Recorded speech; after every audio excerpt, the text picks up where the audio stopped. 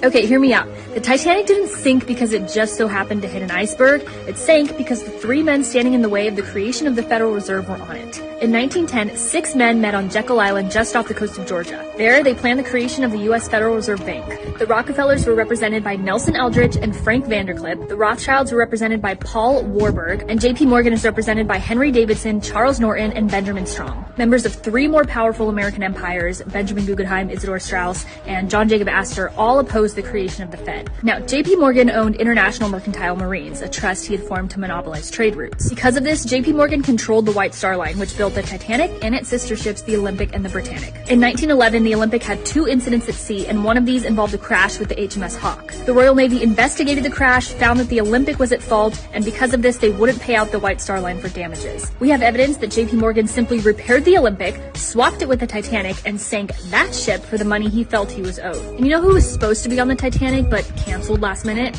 J.P. Morgan. But you know who was on it and who died?